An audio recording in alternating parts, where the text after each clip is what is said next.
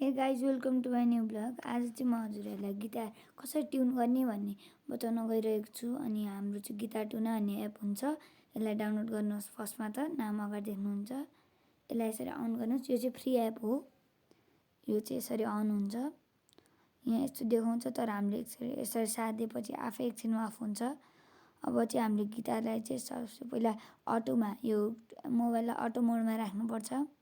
गिटारको सबसे तल्लो स्ट्रिङलाई बजाउनुपर्छ। अब चाहिँ जस्तै मैले अब चाहिँ सेकेन्ड स्ट्रिङ बजाउँछु, बी स्ट्रिङ।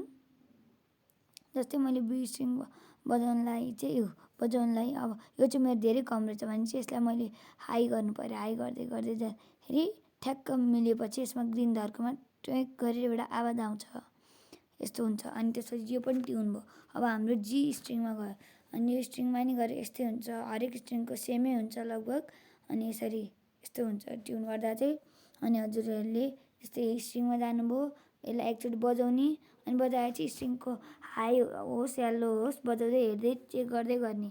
अनि त्यसपछि यसरी डीमा पुगेपछि यसरी चेक गर्ने, अर्को पनि यसरी चेक गर्ने। अनि त्यसपछि हामी लास्ट स्ट्रिङमा पुग्यौँ, लास्ट स्ट्रिङलाई नि यस्तै गरी गर्ने। त्यसपछि हाम्रो सबै स्ट्रिङ ट्युन हुन्छ। यसरी नै हो ट्युन गर्ने। Thanks for watching, bye by.